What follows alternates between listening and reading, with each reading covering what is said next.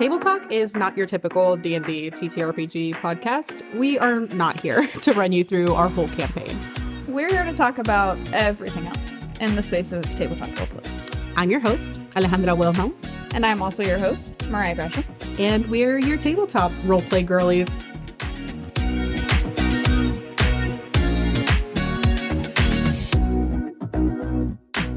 Alrighty, and we are live for another episode of Table Talk, your second favorite TTRPG.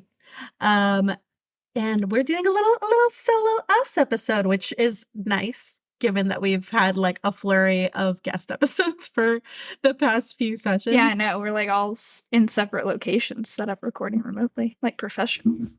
It's so interesting. Like true professionals. Did you say your second favorite podcast? Who's our first favorite podcast? Second favorite TTRPG. Let's get it. Table Talk role-playing games, and then we're table... I'm so funny. I'm so that's funny. Genuinely good. My day job is murdering my soul, so I didn't get that, but it's fantastic in retrospect when we merged with that. You're so pretty, and I remind you endlessly how pretty you are, and thank God for that. No one can take that from me. No one can take it from you. But yeah, so this episode, we thought, actually it was suggested by one of our like fellow players in our horror campaign, that we talk about, shout out to Chrissy, that we talk about a little bit about like relationships at the table, both in character and out of character, and kind of how that affects the different dynamics, how to probably like best approach those situations, both in a character perspective, as well as like when there is romance happening at your table genuinely between the people. Yes. And how that can kind of affect dynamics and things like that. But yeah, and actually I also just had this conversation with my partner. Oh yeah. And I was like, this is so nice because we're about to talk about this. But yeah, what do you want to tackle first? Let's start with relationships, but like role-playing romantic relationships between player characters, like the fictional people that we bring to D&D, and then we'll segue into actual like real life romantic relationships between the people that are operating the characters. And since that's a little, we'll work our way up to the spicier side. Ramp up to the spice as well as the drama. That's what I mean. Spice is a weird. Like I have to include both of us in that because we've co-opted spice to mean like horny topics, and I do mean drama more than I mean horny topics. Although we probably have stories from both. Truly, some stuff should be left for an after dark episode. Yeah, for like some stuff you got to put behind a paywall or something. Truly. I don't know. But yeah, no, starting with like in character relationships and how to like best approach that. I think just like anything else that we've kind of talked about is, communication is the biggest thing. Sometimes those things can start just happening organically through the role play. And those are all well and good and super dandy, but I think there does eventually come a point where you've got to check with like the other person and be like, hey, are we on the same page about this? Is this something you even want to like role play with this character? Sure. Like kind of checking, because, people have their own like idyllic storylines that they want to go down and things they want to explore. And just the same way that like, we're role play girlies, there might be people that are like, I don't want romance in my game. I don't want that to be like a focal point. I want to focus on other things. And that's perfectly valid and fine. Yeah. So having that open dialogue and communication is important. Oh, absolutely. And like we all have the dynamic between like our primary friend group of like you, Bex, Alyssa, and I. We firmly stand on the ground of if you don't flirt with your friends, are you even friends? But that is not everyone's dynamic with their friends. And there's nothing wrong with not wanting to like hit on your friends or be hit on by your friends that you're not in all actuality romantically interested in. And for some building also that can just be odd, the same way where it's like, oh, how do like actors like and their partners deal with the fact they're making out with people on a movie set? And it's like, well, because it's not real, but also I do like that is easy to get Mhm. wires crossed if it's not a thing you do and enjoy doing and part of your hobby or profession or something. Yeah, absolutely. And I think it's also like, I mean, the common joke across like the D&D community as a whole is like you mentioned, like D&D is where I come to flirt with my friends Right. kind of thing. But like I can talk about, for example, like I've had several instances for me specifically, both like with other players or with like DMs and things like that, that like romance has played a big factor because like hi, am a horny hoe. Absolutely.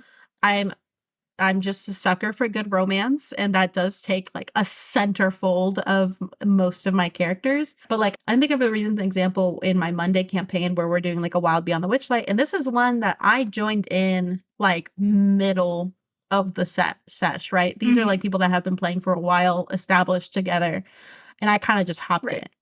Um, and I'm playing this like orc character, Nanette, and she's a ranger barbarian situation. The other barbarian, um, my friend Sam plays a character named Moot, who is kind of like an Aztec-y inspired warrior. He's been cursed and he's got like owl wings and Oh, owl head, but normal yeah, I man love body. him. Yeah, he's dope. He's dope. He's also just an agent of Mhm. chaos, and Ow, it's man. great. But he's very like much like wants a harem. He's super like really Love out that for here. him. Um, and he flirts with Nanette all the time, and she is extremely awkward because she has always been kind of an outsider within her own tribe and treated as like not super great to be Mhm. around. So genuine romantic approach is not something she's ever experienced. And so they've developed a really fun dynamic where he is like really into her and trying to like win her over, and she just doesn't think he's genuine about any Yeah. of it. Um and it kind of started developing on its own. And little jokes here and there where we got like kind of crowned king and queen by people completely misunderstanding the dynamic that was there, and we just kind of Yep. rolled with it because it also gave us like Yeah. benefits where we were. Um, so now we kind of refer to each other as king and queen and da da da. And it's like this joke of like a fake relationship we're putting on for these like other fae, um, to try and get away with whatever we can We get love a away fake with. dating trope in this house. Yeah, fake dating trope turns to Yeah. real dating. There's only one bed. It's good. It's great. What a shame. Such a shame. But I do remember like at one point Sam like reached out to me, and he was like, "Hey, just wanted to check in like if you're comfortable with how this is going." And like Moo as a character is very like dense and doesn't Mhm. understand like a lot of social cues. But he's like, I just want to make sure you're comfortable before this like goes further or like whatever. Da, da, da. And I really appreciated that he like checked in with me and made sure that was okay. And like he's had something similar in a dynamic with another player at that table in a different campaign in the past and like referenced it. And I was like, yeah, no, I'm completely comfortable with where this is going. And like, if your character makes advances and I rebut them, it's not because I'm not totally enjoying this dynamic. It's because that's like what Nanette Right. would genuinely react to. So just having the communication of like, hey, my character might be like, rebutting your advances, but that does not equate to me being uncomfortable by the advances that are happening. It's like fun story that we're developing here. But I really, really appreciated that check-in that he did with me. Um, to make sure that like all parties were comfortable with where it was going and we understood where we're both coming from when our players react to each other in those Mhm. scenes, so that we know it's like, hey, that's a story thing, not a me genuinely approaching you in a sexual way and not a me rejecting you because I'm in an uncomfortable way. Yeah, like, for example, Ocean's Pride stuff, which, like, I was in it. Not as long as you were, like, an admin and, like, one of the first initial people that was in there. Mhm. Also, how that initial server got started of, like, everybody was really horny on main because it was quarantine and we were all stuck inside and had, like, no outlet for anything. So we're like, "Hey, a bunch of nerdy strangers who can write well, and I've never seen your face, so I can graft whatever maladaptive daydream I would like onto you and this character. Oh yeah. Fantastic, sign me up." And so we were all wilding out here, and we all kinda came in full force. But I know like your character Reina and her in canon. Honestly, the canon of Reina is eternal and is like almost taken on a life of its own at this point. But one of our good friends, Oak, it plays a character also named Oak. This is why we call the actual human that. And they are canonically married. And I remember like you telling me that you guys did that because as that server started to grow and more people got in and it got harder to sort of keep a damper on everything, you in particular got Yeah. flooded with like a lot of people wanting to do scenes with Rena, but specifically and potentially problematically wanting to do like explicit scenes with Rena. And it was like, okay, I am not a porn factory. You're like, I'm just a girl Yeah, trying to live my no. life. For sure. And like for context, I guess for listeners to give you the idea. So uh Ocean's Pride is the reason that my personal account, like Reina Creates, grew Mhm. to what it was. It was a trend where in the same way that like Quincy's Tavern, for example, and other big accounts did like, fake Like taverns or I fake know there were thieves like guilds. D&D personas. Exact. That is what Ocean's Pride essentially was and how it started. So it started as a potential thieves guild. I made a TikTok on a whim, joined it, and then we kind of like skyrocketed from there. It was then also a Discord Mhm. server where it was like a live RP world for It D&D was so fun. characters. So it was like purely text RP across multiple channels that we built. We built out like a whole city, and it grew into like a behemoth in and of itself. And I got in really early, and it was really cool because it was a story that was going on in the server as well as TikTok, like simultaneously, and things would bleed over from the server to TikTok and vice versa. But yeah, so I came in with this character Reina, and like I've mentioned before, my comfort zone was playing like hypersexual Yeah. characters, and uh, she was, a polyamorous Hell muscle yeah, hell yeah. mommy. Like what was there not to love? A whole lot of So woman. she was like very free loving, and when it was a whole lot of woman, and when at the beginning when it was like less people, it was kind of fun to play, Zone of Truth and Oh Dare yeah. and RP these like kind of flirtatious, scandalous situations. But as the server grew, and like I made her polyamorous specifically, one because I was like am Yeah. polyamorous in real life, but then also like I knew I didn't want to tie her down to anybody, and I could see other people on the server breaking off Mhm. into in character relationships, and how that would kind of like fall out and whatever, and like also how it would kind of tie you down role play Right. wise Yeah. if you were tied to another person in server. And I was like, that's not really my vibe. I don't want to do that. And so she was just very much like Mhm. doing her thing, right? And I gained some level of notoriety both on the server and TikTok, to the level where I was like, both my character what had fan service in the world, as well as like the real people behind those characters were giving me fan service as a person. But, like, cause like, Yeah. as certain characters like, when you pulled me in, I kinda got yoinked to, like, main character status because there was, like, that little group that had already solidified that I already knew everyone tangentially, so you just sort of yoinked me and popped me right in the middle of the plot, which was great. But as like, characters grew in notoriety, like, a lot of times they would get their own rooms, and so, like, Reina very quickly had hers where, like, she would meet with people and hang out, and, like, we would have a lot of meetings there, and, like, a lot of the plot-heavy stuff would go on there, and, like, the Hmm. room, quote, unquote, in the Discord is, like, logistically a channel where, like, all the channels are open for, like, there's rooms on the ship, there's rooms in the town, there's everything.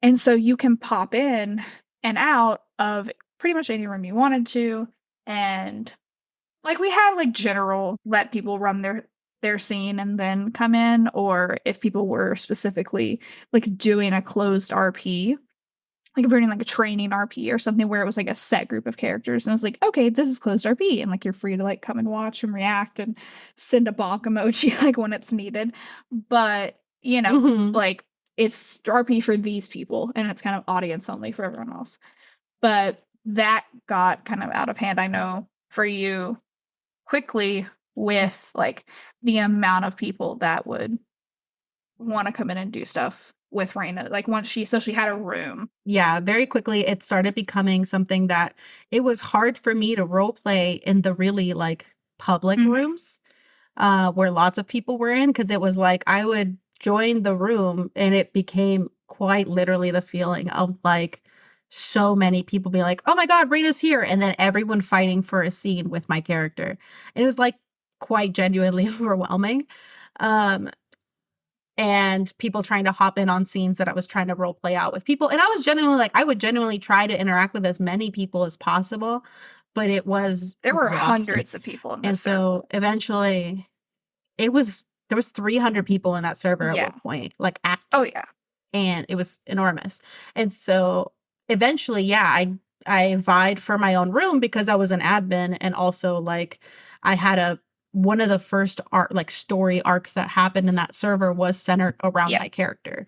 And so we needed places to have private, air quotes, private scenes that were just like nobody could really just walk in that room and say they were in there. It was like the people that I allowed to be in that room and play out Right. that scene. And other people could spectate essentially. So that's how it started for the logistics side of things. But then, of course, this character that I have has a bit of a reputation for sleeping with multiple people at once. Granted, these are people that I have deemed I want Sure. to. But as one does in real life, like polyamory gets a bad rap. And some people just think that means like they'll sleep with Mhm. anybody, and that's not really No. the case. So yeah, it started becoming like people soliciting me for RP scenes and then privately messaging me and being like, "Hey, are you down for like this to get spicy?" And I was like, that's not really what I'm reading out of this interaction with this Like we person. were talking about As trees. far as the scene is Wash your going. dick out. Yeah. Put that away. Yeah. Where your Where clothes your at? clothes at? Literally. Because I would sit beside you and watch your fucking notifications come in, or like I would be role playing, like I'd be in another room of the server or something. I'd be like, what? Like you'd have a weird look on your face, be like, what the hell is going on?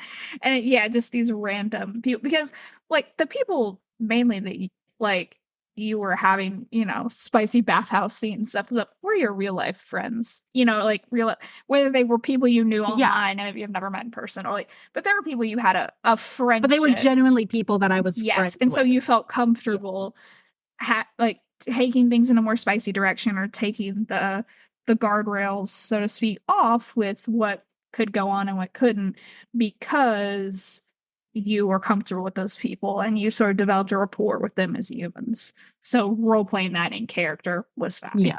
Whereas if it's just like a stranger off the street, that'd be Exactly. like someone like walking up to you, which is extra horrifying in this like post-COVID era. Someone just walking up to you and demanding something, but being like, "Hey, do you want to LARP a sex scene with me?"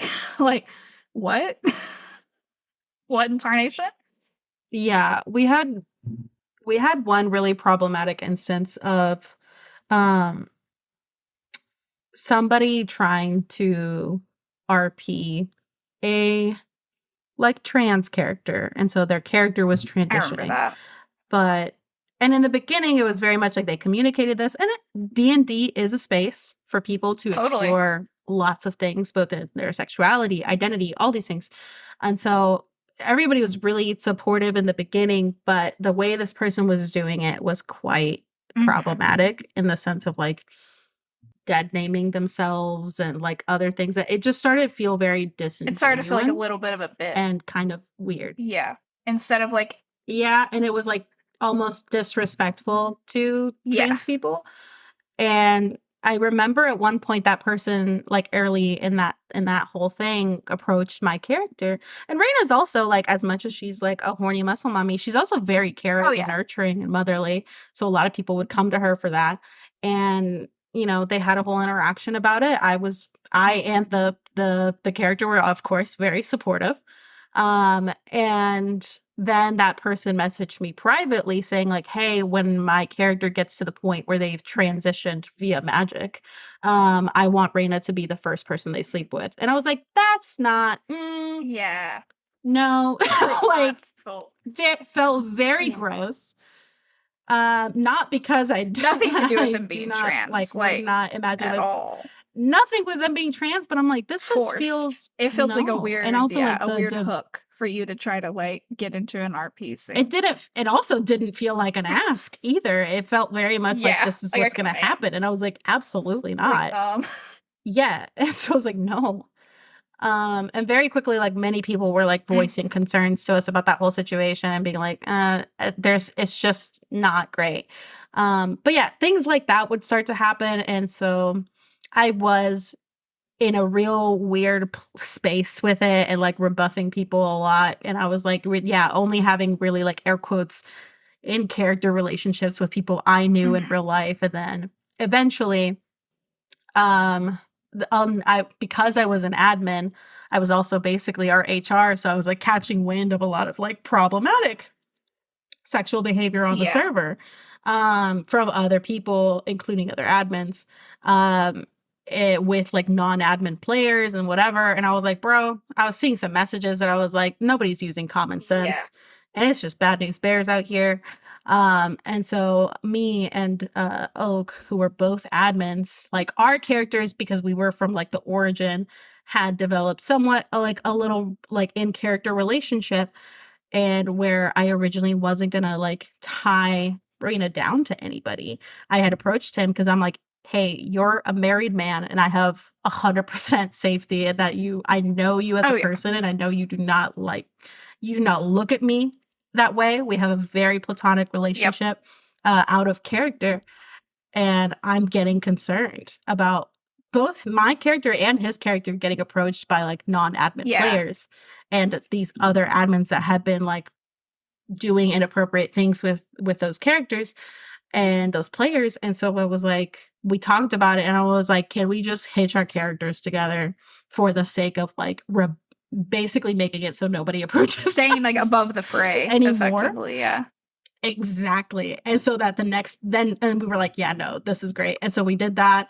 And then everybody was like happy for our characters, but then also whenever they would try any advances, we could just have the excuse of like, oh, sorry, got a ring on Like it. Can't do that no more. my Goodbye. husband crazy, my Um boyfriend crazy, he killed people, my boyfriend crazy, he killed people. which is true for it. And it was just nice to have that safety in that like yeah, it was just such a strange scenario as far as like relationships go.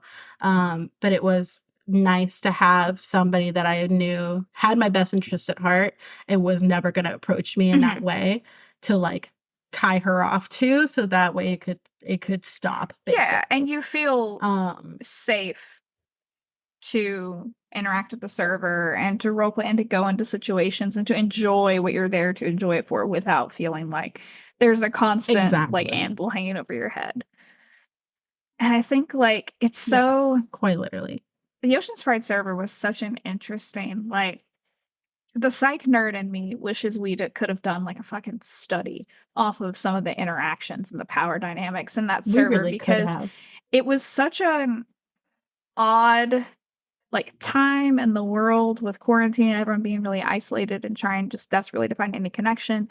And then there were so many like good examples of, I mean, not always good example, indicative examples of like how power dynamics can get fucky because like the obvious ones like Mhm. the admins like putting that were not being like this was not the majority of the admins. The majority of admins like we were still friends with and they are dope people. But like, one or two like wackadoodles will mess it up for everyone. But like those Truly. dynamics were like the stereotypical, person in the more powerful position is like making someone who has less influence or less notoriety or knows fewer people uncomfortable. But there's also the reverse of Mhm. that, like with you, where you felt pressure to perform in a certain way because that's what people had expected of you.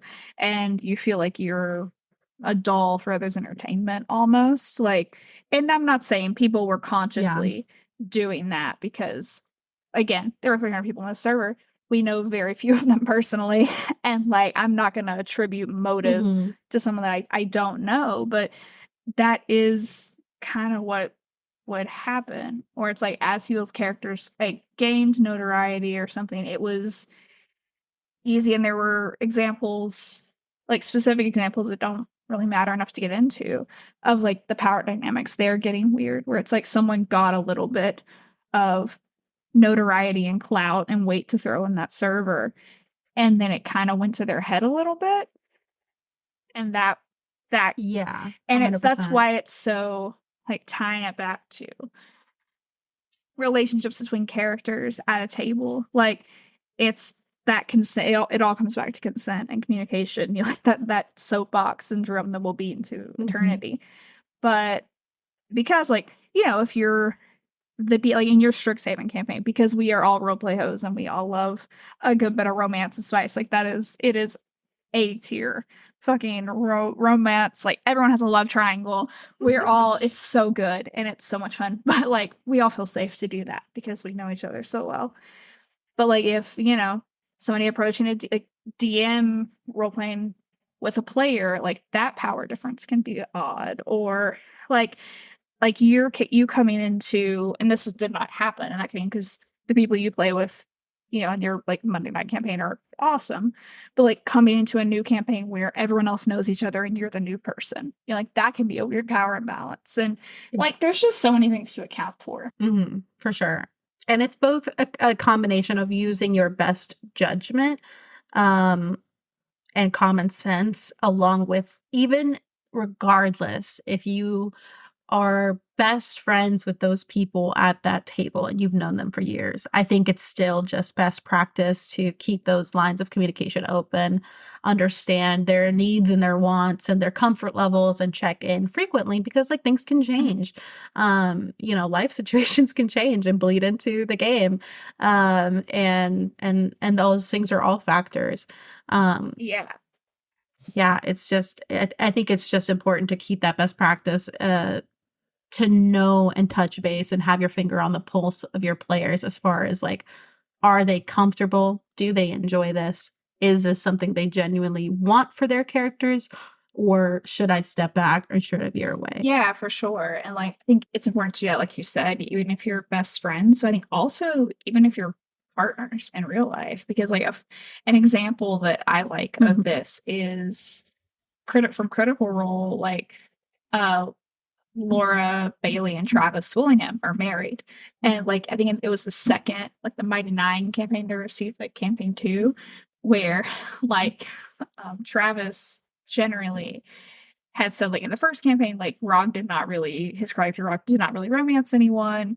And so he and Laura started the second campaign kind of jokingly, like Laura's like, I'm gonna romance you.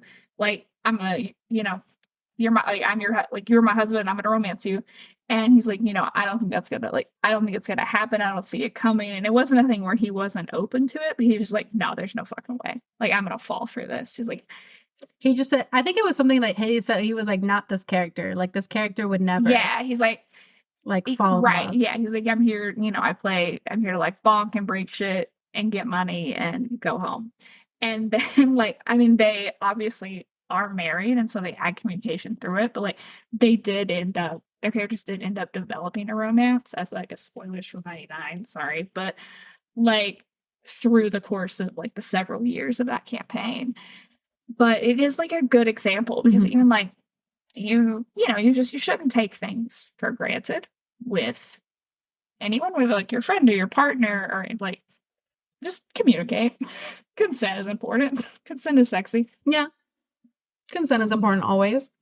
Yeah, and like fun I guess speaking of relationships at the Mm-hmm. table, and funny enough, my partner called this out because actually like uh my partner is also my DM in my Wednesday campaign, and that's something we've been keeping under wraps for a hot minute. It's in part because of where we were at with like our personal relationship, but also there's an element of like we were kind of waiting because of the fact of like we are we're both very hyper conscious people of like the comfort levels of other people around us, and also aware of the fact that like being the partner of the DM has a Sure. stigma to Yeah. it, and the privileges, air quotes, that Mm-hmm. come with that. And that's not something I ever want to happen at like a table with him or me as the DM respectively. Um because and he does a really good job, I think, of like making sure that it's not the fucking Val show when we're like in Oh yeah. game. But like we are entering like a Val centric arc. And we're both, I think, trying to make a conscious effort to make sure it does not become that, and we're like giving space for the other players to have their own individual things going on, regardless of the fact that it is like my character's arc right now. Um, I also talked to him about like, I'm also a DM, so I think my hustle culture is a lot less than it used Fair. to be as a player. But I'm also aware of the fact that, like, if I am his partner, I don't want to ask for things for the sake of like, well, you should give me this because I'm No. your girlfriend. Um, that that's just a no for me, dog. And I'm like, I'm perfectly fine with asking for things, but now I think, especially being a DM, I ask when I do ask for things, I genuinely think about it from the perspective of a DM, and I'm like, can I give a good reason for this to be given? And regardless, still their choice to say Totally. yes or no. And if they say no, I'm chill Yeah. with it. It's very much the energy of like, I am not your partner in these moments. I am a little rotten soldier trying to do their best. Like, feel free to turn me down. Yeah. Yeah. I'm like, feel free to Yeah. kill my fucking character. Yeah, and it's also just genuinely really interesting to me because I've been playing that campaign for years now. I think it's like two Wow. That years, feels right. maybe, or a little over a year. At I'm least not 2. sure. I need to. I at least two. Um, and there was a point where he like kind of approached me a little bit early on in the campaign, but I was like otherwise entangled with somebody Mhm. else, and I was just not in the headspace to receive that kind of attention. And he took the rejection real Totally. well, real Yeah. respectfully, and then we were just like very platonic. But there is an element of like online campaigns where like, especially with people you have not met in real life yet, which at that point I haven't met any of them. Mhm. Um, it's very much like it's very limited how close you can get to them. As far as, we get on, maybe we might goof around for like the first 10-15 minutes of the session and then get to playing.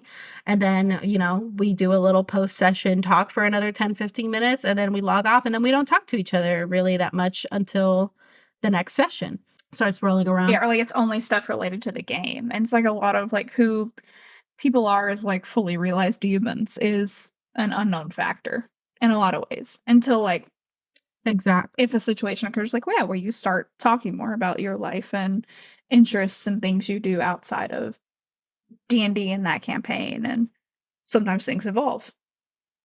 Yeah. Yeah, and for him and I, it was very much, yeah, like he had approached me flirtatiously a little bit. I kind of rebuffed it. We were back to like this DM player dynamic. And like, again, I didn't really get to know him as a person, really outside of like shit posty Mhm. memes, uh, and shit. And then my character got and kidnapped and separated Yeah. entirely from the group. Uh, and that spawned me and him talking about there was going to be like a period of what ended up being over a month of sessions that I did not get to play Yeah. that character. And uh him and I being like, well, for me, I love Val so much and I need to know what the fuck happens to her. And he was like, do you want to just like off session role play everything that's happening to her while the party is literally making this fucking Mhm. journey to go rescue her up in the fucking woods, mountains and shit. Um and I was like, absolutely, I would. I love off session role play. Like, this is great. And in that, like, we role played that stuff out. But in that, also, it kind of opened room for him and I to talk a lot of in depth stuff about my character, which then opened us like talking about a lot of in depth stuff as Yeah. people. And letting me like get to know him more as a person. And then very quickly, both of us realizing that like feelings are Mhm. very much there. Um, and it is a long distance thing. He's all the way in California, but over the past few months, we've just been consistently talking, and the more it became a thing, the more we were like, no, yeah, this is a for real thing. And it's just, I don't know, I just find it so interesting the way that our dynamic developed, because of a game, and literally because of the shittiest roles I've ever had in my entire D&D Exactly. career. Those aren't cursed dice. I got a partner out of it. The most cursed dice I've ever had. The dice tell a story. Sometimes it's about you as a human. I cannot stress to you enough. I rolled those bones well over 10 times on skills that I have like a +10 and a +7, and I could not roll anything above a 10. And you always roll well on the dice spots too. Like whenever we would do something, you're like, let's use a dice spot. I hate it. I'm like, let's fucking not, because the dice spots hate me, but they usually love Ale. And it's just that so one dice spot that one night was like, your plans? Fuck him in particular. Not today. It was really out to get me. And when I tell you, he really tried to give me every chance possible to somehow live in this encounter. Like completely negating the fact that I had exhaustion or something, and like letting me roll with advantage, letting me roll like 3 times. And it's like, hey, if you can get like he was trying so hard if to you can scrape like a 12 together, like I'll take that. Like that'll be fine. Like fuck what the original DC was. Could you no. So bad. It was also, to me, one of the best sessions I've ever had as a player, because I was so stressed, and I was like, oh man, this is truly it, having to come to the terms of my character's mortality. And like all of us as players just being so fucking stressed about it. And I was like, well, if I die, I die. And Carson's like, no, we worked too hard on this character's story. I need her to live, please. Don't be resigned to death. Oh my God. It was so funny. But yeah, I just think it's funny to think back on, and definitely like something like where before I always had experience with like being at a table where there's other people that are romantically involved, and now like it's kind of interesting to be the person that has like a romantic involvement, although like at the time before this episode goes out, like nobody knows. And trying to manage that secrets. But at the time, trying to manage that to the comfort level of other players, ensuring that things stay fair. Because I never want to feel that partner privilege. That's not what I come to the table for. I come here for the good story and the good RP. And if I'm gonna get something just for sheer nepotism, I'm not gonna be happy about it. There's something that's like a little insulting about that, I feel like, where it's like, no, I want to earn the things that I'm given in a game. Yeah. I also just like, failing in games is something I genuinely love in this specific field of like TTRPGs, because I genuinely, and like this is the hill I'll die on, I feel like the most interesting shit that your character can go through comes from the failures. I agree. Yeah. And like I get so excited when a nat 1 happens, because I'm like, it's both the horror of what that nat 1 represents, but you're like, what the fuck is gonna happen because of this? Like there's some moments in your Strixhaven campaign where I've rolled nat 1s, and I've been glad that I did because it made sense. And like there have been times where I've rolled really poorly. I rolled a nat 1 and I'm like, well, that was not the time for that. In the moment, it is very stressful and upsetting. But like after the session wraps up and like everything is played out, then I'm like, okay, actually that was perfect, and I wouldn't have it any other way. But having that level of like stress in the game is sometimes kind of nice too, because it keeps you like on your toes. I also think it genuinely just gives you like, I feel like the failures make the wins so much better. Like remembering all the times that your character has really truly just like goofed it.